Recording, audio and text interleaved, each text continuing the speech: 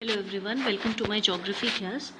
In this video, I'll be starting with the first chapter of class 10th geography, that is resources and development. Now, to start with the resources. What are resources? This term is not new for you, as you have already studied about resources in your previous classes. So, to understand this term in a simpler way, any object or any substance which has some utility in our day-to-day life can be termed as resource. A beautiful definition of resources is given in the book when the chapter starts. That is, everything available in our environment which can be used to satisfy our needs, provided it is technologically accessible, economically feasible, and culturally acceptable, can be termed as resource. Right, this definition is a standard definition of resource which shows other aspects of resources, like anything which is technologically accessible, means by applying technology we can use that thing. We can through the help of technology we can mold the things according to our needs and give a new shape to it. Economically feasible means the technology or the method or the process which is involved in making that resource, it should be within the reach of common people. And culturally acceptable means it is best suited for the society. Then that thing can be called resource. Now, human beings interact with nature through technology and creates institution to accelerate their economic development. Earlier, it was thought, or it was believed by people, that resources are the free gifts of nature. But are they really? Resources are a function of human activities. They transform material available in our environment into resources and use them. We humans are also resources, because whatever that is available through nature to us, we mold those things or we make things out of it which fulfills our needs. So human intervention is required for making any object or useful. So we are the ones who are creating resources for ourselves according to our needs, right? So here a chart is given in the book in the first page of the chapter, classification of resources. It classifies resources into two categories: natural resources and human resources. Under natural resources, the resources are further classified into two groups: renewable resources and non-renewable resources.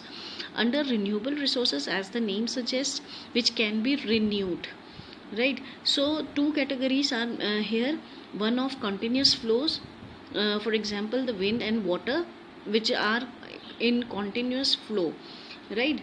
And the second category is of biological resources, under which the natural vegetation, wildlife, plant kingdom comes, and the wildlife is the second category, right? Under non-renewable resources, as the name suggests, which cannot be reused or renewed, it is further divided into two categories: recyclable, for example metals can once be used, can again be recycled and remolded, and things can be made out of it. And non-recyclable resources, for example fossil fuels, once used cannot be recycled again and again. Under the category of human resources, humans are the one who creates structures and institutions which are very much required for further resource development, right? For creating new resources. And second category is of quantity and quality. We are the ones who build, who make resources, and according to it is in our hand the quantity of the resource and its quality, to maintain the quality of that particular resource. Now, talking about the types of resources, there are different categories are created on the certain criteria. The first category is of on the basis of origin. We can divide the resources on the basis of origin. It can be categorized into biotic and abiotic resources. Under biotic resources, all the living organism comes which have life, like human, plant kingdom, animals. These are resources, forest, wildlife. Then abiotic resources are opposite of it. All the non-living things like rocks, metal, these things falls in abiotic resources category. Second is on the basis of exhaustibility. Now, on the basis of exhaustibility, the nature of the resource, we can categorize the resources into two categories: renewable resources and non-renewable resources. Renewable, as the name suggests, which can be renewed or reused. For example, solar and wind energy. Whereas under non-renewable resources, these resources occur over a very long geographical time, and minerals and fossil fuels are the best example of these kind of resources. It takes many years to form these resources, and it cannot be, once these resources cannot be reused again and again.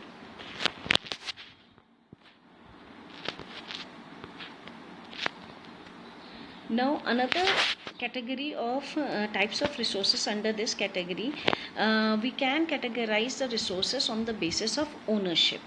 Now, here ownership, how the resource is owned, this is the criteria. Either the resource can be owned by any individual, like if you purchase any plot, any house, that is your own property, that is your own resource. So such kind of resources are called individual resource.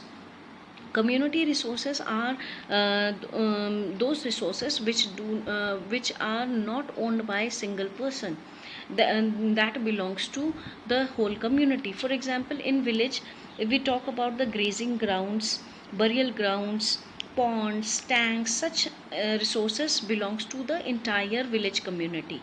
So such resources are community resources, where the community own that resource. Then another category is of national resources. Now, under national resources, we can say that the country has the legal power to acquire even the private property for public good. Like when it comes to the laying down of the railway tracks, or building any dams, or canals or roads. So in such things requires the government intervention, and such creation does not belongs to one particular person. It is for the entire nation. It is in favor of the entire nation, right? Here is a very good example given in the book, which says that all the minerals, water resource, forest, wildlife, land within the political boundary of a nation, an oceanic area up to 12 nautical miles from the coast, termed as territorial water, and resources therein belong to the nation. Means within the political boundary of one nation, whatever comes, that is the national resource, whether it is a forest area, whether it is the wildlife, or the water resources. And from coast of any nation in the ocean, around 12 nautical miles, that area comes under national resource of that particular nation. Now, talking about the international resources, there are international institutions which regulate some resources, like the oceanic resource beyond 200 nautical miles of the exclusive economic zone belongs to open ocean, and no individual country can utilize these without the consent of international institutions, right? Now, another categorization of resources is on the basis of the status of development. How much a resource is developed, on that basis the categorization of the resources have been done. Now, first category is of potential resources. Now, such resources which are found in a region but have not been utilized. We know that this resource is present in this particular region, but that is not yet utilized. Such resources are called potential resources. For example, the western part of India, the coastal region of Rajasthan, Gujarat, these regions are very good, is having potential of development of wind and solar energy, but so far these have not been developed properly. Now the second category is of developed resources. Now resources which are surveyed and their quality and quantity have been determined for utilization. The development of resources depends on technology and the level of their feasibility. As the name suggests, developed means these resources are already developed and we are assessing these resources. The next category is of stock.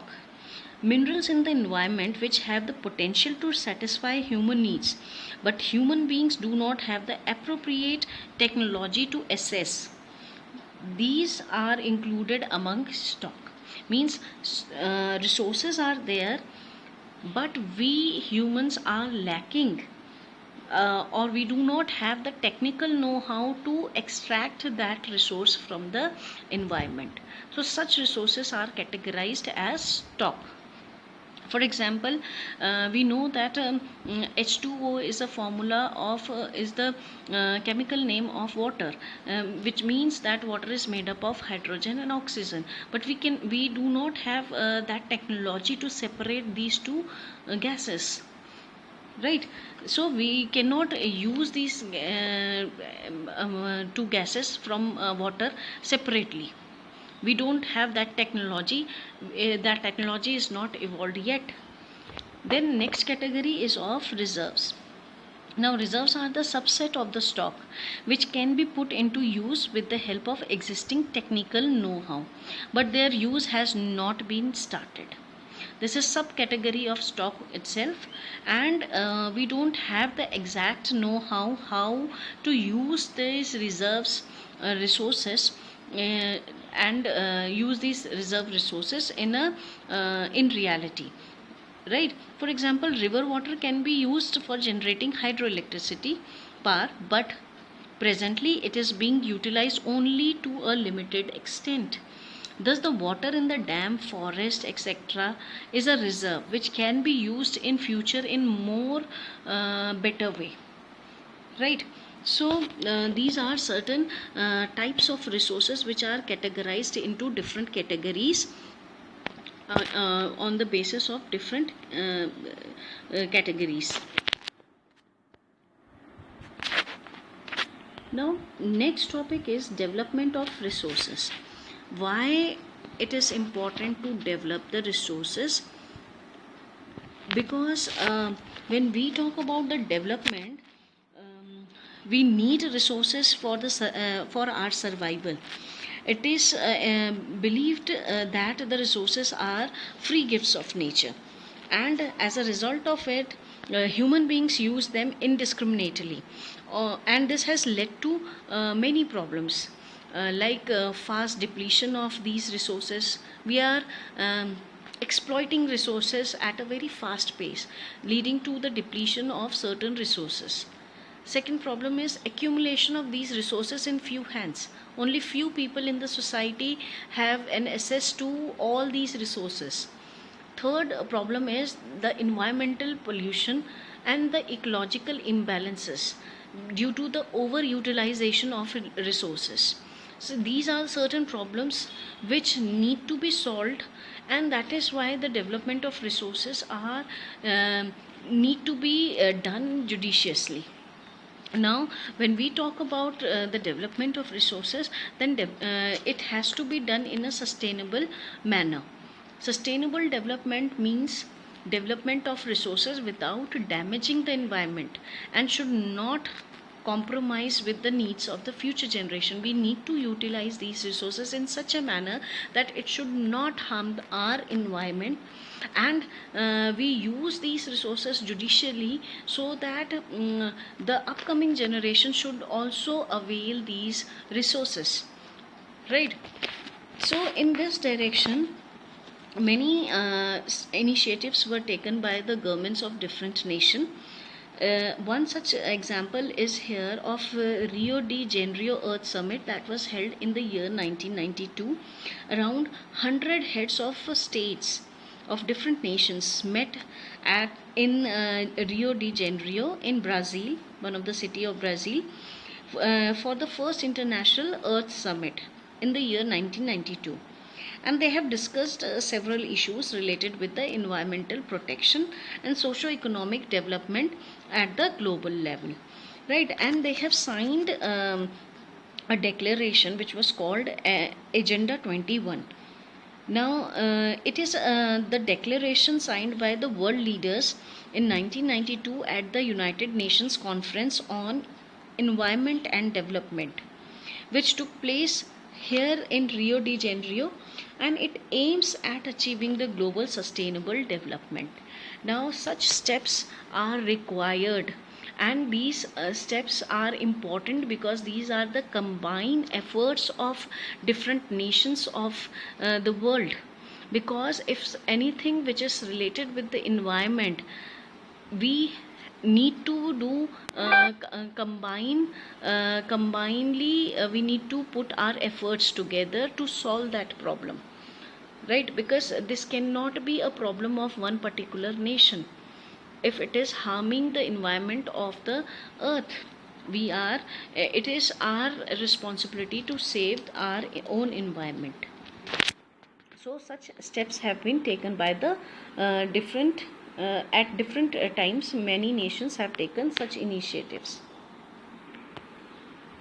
Now to talk about the resource planning, how to solve the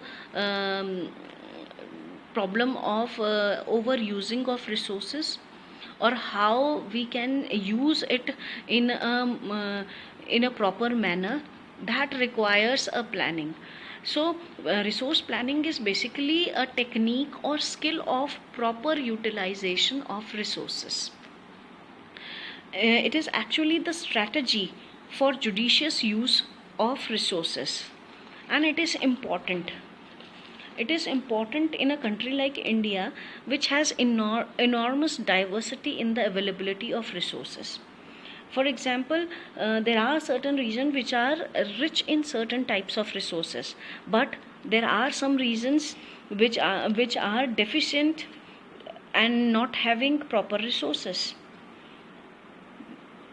Secondly, there are some regions which can be considered self-sufficient, means they have ample of resources, and some of the areas or some of the regions are lacking or having shortage of resources. For example, the states of Madhya Pradesh, Chhattisgarh, they are good in mineral deposits, but if we talk about Ladakh, then Ladakh is lacking in such resources, right? State of Rajasthan is facing the problem of water, but Rajasthan is having a very good ground for the solar and wind energy. So these due to this dissimilarity or the different terrain that we are having in our nation, different diversity of the land resource that we are having, such diversity requires a proper planning, right? So when we talk about the resource planning, it can be done in different phases or in different stages. So here we are going to discuss about the different stages of resource planning. The first stage is identification and listing of resources, under which surveying, mapping, and the measurement of the qualities and quantities of the resources are important activities. That all these activities are taken at the first stage or at the initial stage of resource planning. Second stage comes when the planning for exploitation is done. Here in the second stage is of development of a planning structure with suitable technology, skills, institutional setup. Means these, what are the things that are required for the exploitation of resource, how can we get, what technology we require, what skills we require, and what type of setup we need for the proper exploitation of resources. Third stage is match resource development plan with the national development plan.